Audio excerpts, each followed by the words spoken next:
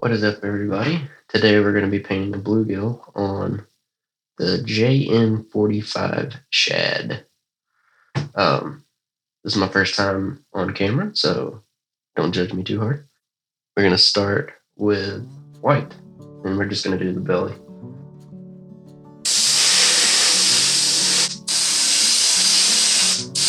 Just want to make sure that has a nice white belly when we're done. Fan it up the sides a little bit. Cool. Now heat set that and do one more coat. Alright, just going to hit this with some pearl white instead of a plain white for this second coat, just to make sure that that belly has a nice gloss to it.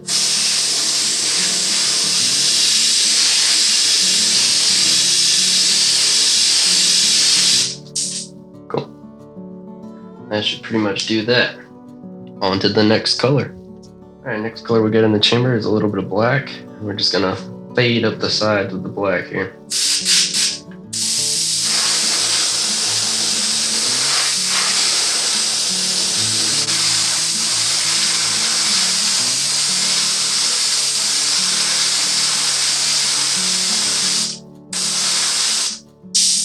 Gonna hit this belly up with a little bit of white, and then we'll be on to our next color. The next step is to put these two here hoops on, and that's what we'll do next. Should probably put a glove on. I'm not going to. We're gonna see how this goes. Yeah. We'll be just fine.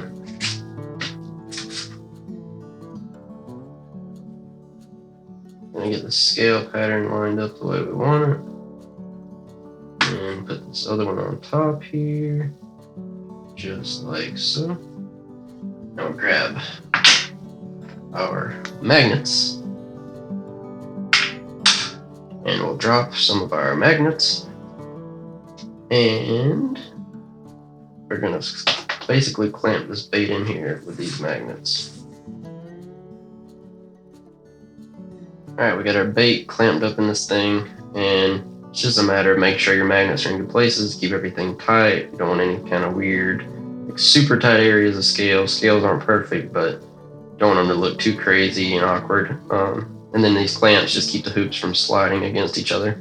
So that's that. And now we'll move on to the next color. So we've got Wicked Flesh Tone loaded up. This color right here. It's a great color. Detail Corey St. Clair's Universal Flesh Tone.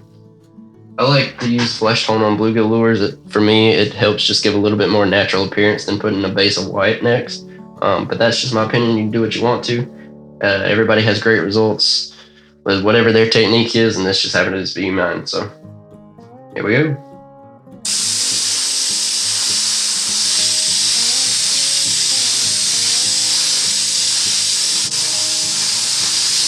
Make sure it's nice and covered. Don't want much of that black showing through. A little bit of it isn't going to hurt. It's going to add some variety to the pattern, but don't want too much of that. Next color I like to add is blue. It's just going to be a few little details in here. Using Comart Ultramarine. I got this as a sample, and I really like this color. Mix it with just a little bit of white. It's going to give us a nice, light, sort of sky blue color. Alright, here we go with our blue. Get that mixed up. Test it in the airbrush. We're all good to go to hit these few little details.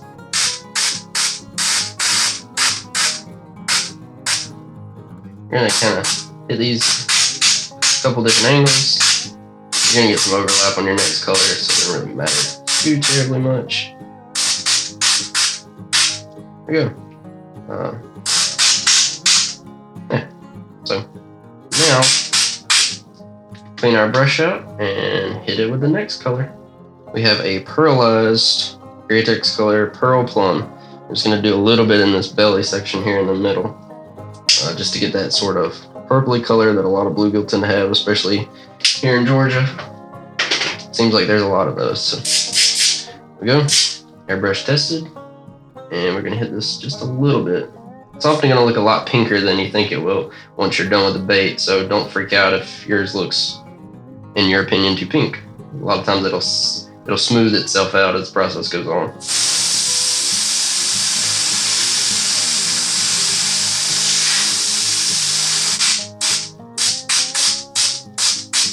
Alright, that's looking pretty good. Probably use just a bit more up here around the head. But you don't want to go too overboard with the purple. It's looking pretty good. We'll do the other side.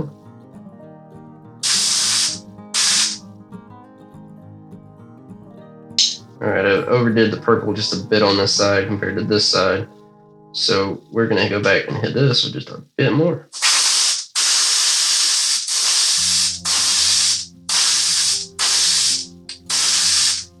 And on to the next color.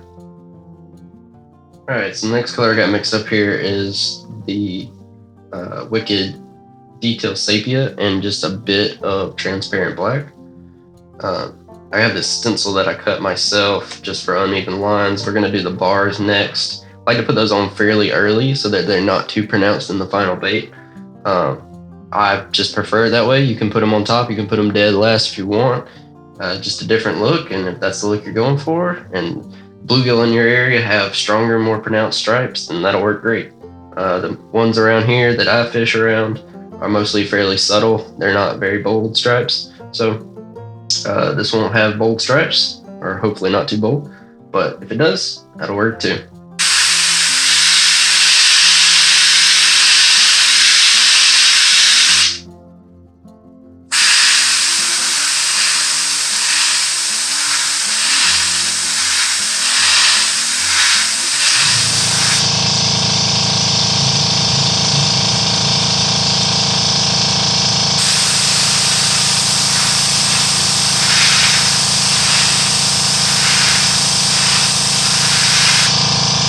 Another really important thing to do when you're doing stripes, if you want to keep them even on both sides, if you don't have to do this.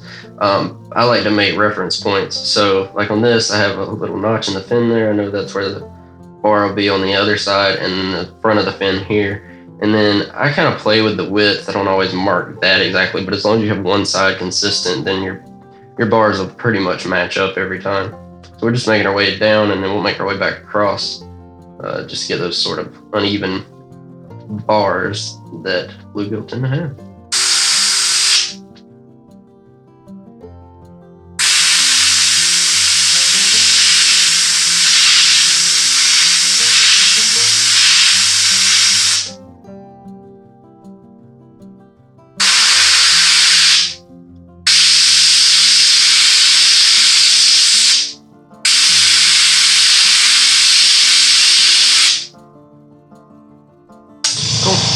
Over here, we're just going to do the same thing. So it's a little trickier sometimes when you're working in the opposite side because your direction is backwards. You're going to start going either this way or this way. It doesn't matter too much with this mesh on here. You're not going to screw it up too much if you start here and then put your stencil on the back of it. I've never run into issues with that. You might, and if that doesn't work for you, then do it a different way. You can work across like I did on the other side, or you can wait for that to dry, hit it with a hair dryer, however you want to do it. But I'm just going to do this because that's where I know the other one on the other side was.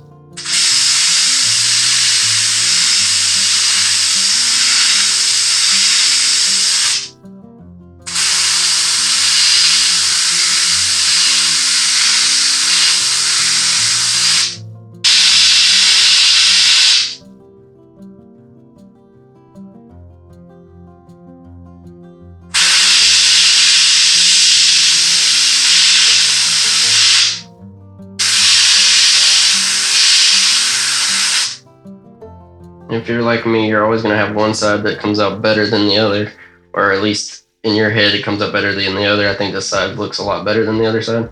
It's not too much different, just a slight difference in darkness, maybe the length of the bars is pretty close. But, there's always going to be those subtle differences because it's art and we're human. All right, so after we got that, we're going to move on to our next phase, which is the green over the top here. I like to come in with a detail moss green. Yep, detail moss green from Wicked. We're just going to go along the top of this bait. We're going to make sure that we're spraying at an angle for this so that we get a nice clean thing line up here. And we don't want to go too far down the bait because then you lose that nice purple hue. You're always going to end up covering more when you come over back over the top at the end anyway, so you don't want to go overboard with it. But I like to start with the detail moss green because it's a little bit lighter shade than what I'm going to end up with up here. So you get this nice gradient downward as you come down the bait.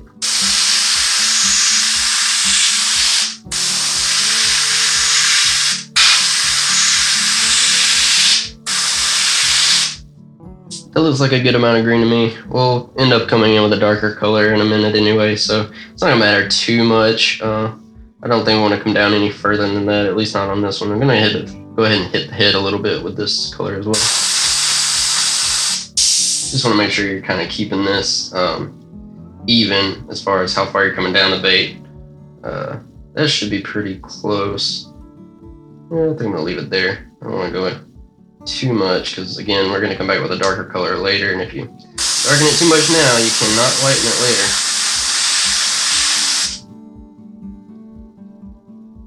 I'm going to darken it up around the head a bit.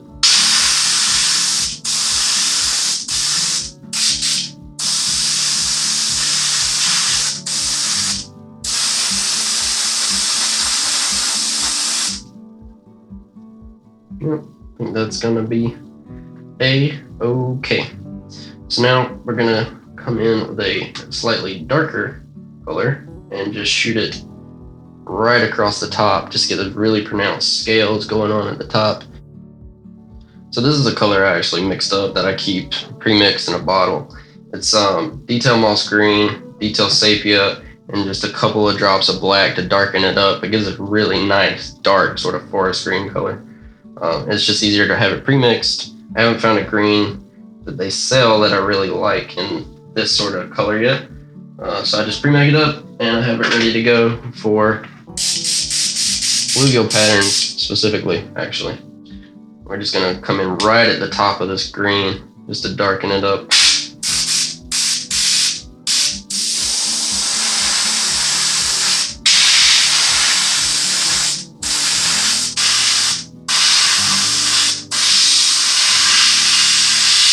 So just going right over that top part.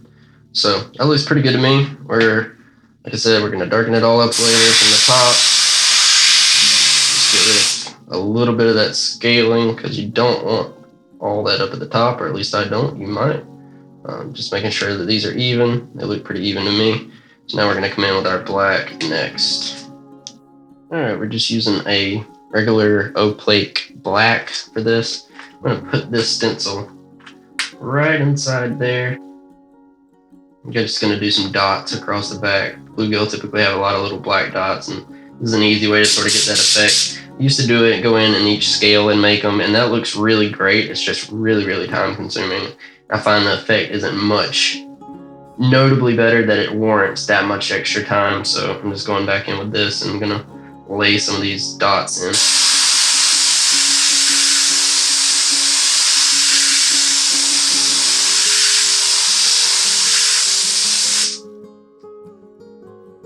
So get those nice little bluegill dots in there.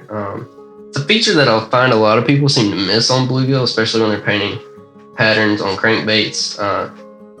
It's not a huge make or break thing for me. It's one of those subtle things that it just looks a whole lot better if you do it. So I do it. So same thing again, wipe the stencil off just a hair so I can see a little bit.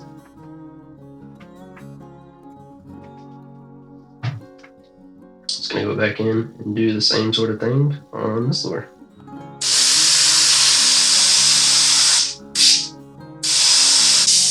Now that that's done, I'm gonna clean my stencil off, and then I believe we are ready to take off the scaling. And I'm gonna put my magnets over here together. I heat set this with a hair dryer just to make sure that I didn't pull off or scrape any of the paint as I'm taking the netting off. I haven't had any issues with that, but it's always better to be safe than sorry. You'd hate to mess it up at this point because you're never gonna get it back in the mesh the exact same way twice. So taking this out, and we'll see this beautiful scaling pattern, hopefully. There we go. Have some nice, pretty scales. All right, so we got our fish back in the helping hands here. I'm gonna take some more of that dark green color that I had mixed up earlier, and I'm just gonna go back over the top of that. and go over the head a little bit, get rid of some of those scales on the head. I don't like the way that looks too much. So if you do, you can leave them. I don't, so I don't. All right. So we got this dark green loaded back up.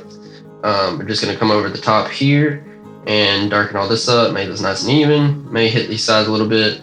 I don't like to get rid of too much of the scales on the top, but it is necessary to cover the top of this lure back up. So, and it's up to you. You could always come back with a black over the top. Typically for me, the dark green is enough. I might come back with just a thread of black right up the middle to really make it dark on top, but I don't find that that's too often necessary. And we're just gonna make sure we hit this fin before we're done. I'm gonna come over the edges now a little just to fade this into that body a bit. Not too much, just enough to sort of like fade those scales out so they're not soaking out right on the top edge of that bait.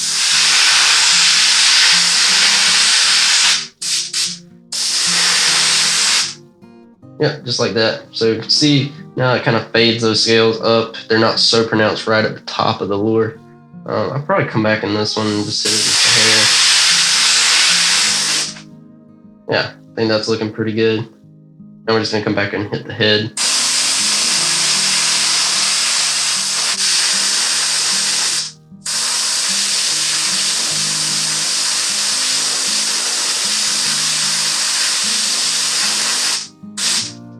I like to make this fairly dark up around the head. It's gonna make that blue around the gills really pop when you put that in. And we just kind of get rid of some of those scales. You don't typically see super pronounced scales on the head of bluegill. So I'm happy with that. We're gonna go back and hit this ever so slightly. All right, so I think we're done with our green. And now we're gonna come back and hit this with a little bit of white to cover up some of these lower scales. And then it'll be on to the gills and to the orange underneath the belly. All right, so what we have here is the opaque white mixed about 50% with metallic or pearl white. It just keeps it good. You can get some coverage. Opaque white by itself doesn't have the sparkle. Pearl white by itself doesn't have the coverage. So just making that a nice mix of the two. And we're gonna hit the stomach back up. So it just gives a nice sort of fade up as you're going up the lure. And how far you want to come up on the bait is totally up to you. I don't like to come up too far. The bluegills typically have a lot of color, and I don't want to get rid of that. All right, so now we've got the orange mixed up. We're gonna do the belly portion here, just under the throat. This is a blend I made up. It's mostly though just a orange I do not remember the name of, and pearl copper, just to give it that shimmer. Right, we're just gonna come right under the throat here on this. Might be a little bit difficult to see because the angle I have to hold this at, but hopefully you can get a good idea. Just want to come up on those sides a little bit. What's going to really make a nice contrast is when you put the blue on the gills here against that orange is really going to pop. I think that looks pretty good. Don't want to overdo it. The bluegill in this area. Don't have a ton of that, just right under the throat. You can come up as high or as much up under the gills as you want to go, but I think that's where I'm going to stop for today. So for the blue around the bluegill's gills, hence the name, I have this blue that I mixed up. A lot of people use Laguna blue from Createx. It's a great color. I didn't have any. I didn't want to go out and buy any, so I made up my own, and it just adds a little bit more uniqueness to my bait. So this is just a blue, a touch of a green, and a white for the most part, as far as I remember. There may be just a hint of a pearl in here, but it ain't much. So put a little bit of this out, and I do this with a brush. Not because I think it's the best way, but it's because it's the way I like it. You can also do this with a stencil, something like this, with a real small dot pattern on it. Looks great. It's just a different look, and it's not the look I'm going for on this lure. If you want to, by all means, it looks fantastic. It looks a little more polished. This bait tends to look a little more rugged. Bluegill are real splotchy around their gills, so this is what I do, but you can do whatever you like. I just go in here and kind of Tap it in. Make sure you're getting to the edge of that gill so it looks nice and natural. Just kind of randomly dab it in. If there's spots that are brighter or thicker, you can always come back later and you could go back over it with like a transparent black or something like that if you feel like you overdid it. A lot of the bluegill around here have really, really pronounced blue. I mean, almost to the point that it's white sometimes. So this isn't going to be overdone for me, but for the bluegill in your area, it might be. So you could always make it just a slightly darker shade of blue as well. I often catch bluegill around and I'll take pictures of them to have as a reference point, but I've painted this one several times and it's a match from one of my early bluegill photos, and then I've quit looking at the reference just so that I get a little bit more variety in my patterns. I also didn't have shaky hands when it comes to this stuff, so I often need to steady myself. And I'm just gonna dab this in there. You don't have to be precise. If you make it too uniform, it's gonna look like you just dabbed it in there. And I don't want too much of that. You want it to look as natural as possible. You don't want to paint over it solid, or at least I don't like the way that looks. If you do it too solid, like it might be a bit too much here, but I'll just go in and add a couple of little globs above it, and it'll make it sort of look broken up a little bit more than it is, or I could come in and add a little bit more in one spot and lighten it up, something like that. It doesn't really matter. Bluegill are pretty random as far as their coloring goes, especially on their gills. I just don't want it to be one solid bar of green. You don't get the naturalness that you might want on a bait like this. So just coming in underneath the jaw here. A lot of times that whole underside, right, going up to the lip on a bluegill is this color. I'm only doing the top lip. You can do the top or the bottom lip, but you can do the top lip. To me, it can look a bit awkward sometimes, especially if you mess it up or whatever, if you come back over the top. So I typically stick with just doing the bottom, and it looks pretty good. I'm getting pretty happy with that. That looks pretty natural to me. Not too uniform, but not too ununiform. Hence is the way in nature. Alright, I've got the stencil I cut here just to make this ear flap.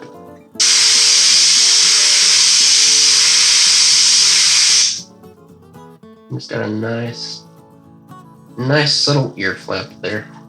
And then we'll just do the same thing on the other side. Alright, we're just gonna hit that corner again.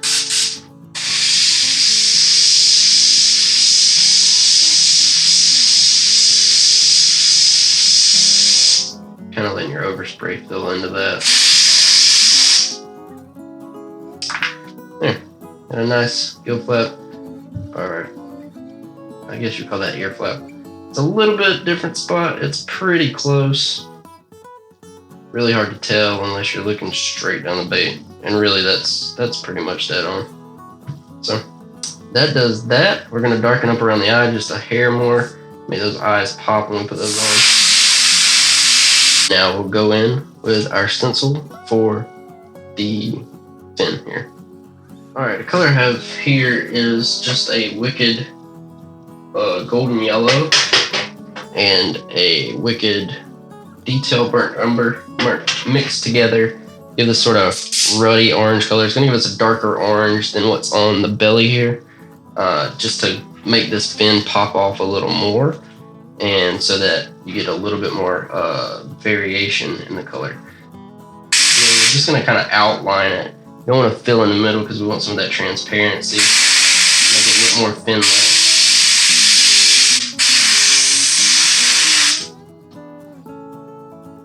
There we go. That's not too bad.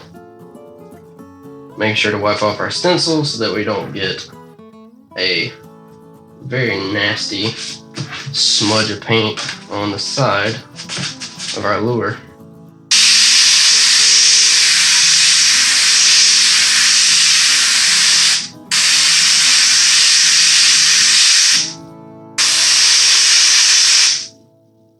And a nice fin going there on both sides.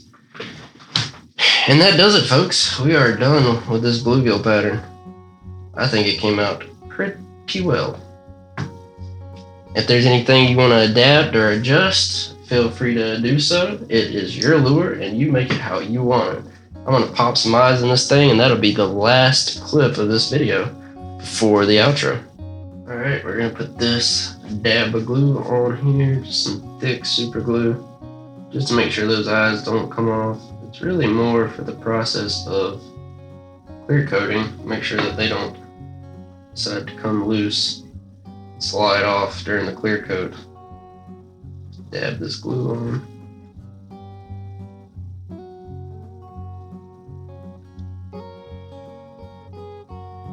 That's plenty. It doesn't take much. You don't want it to squish out.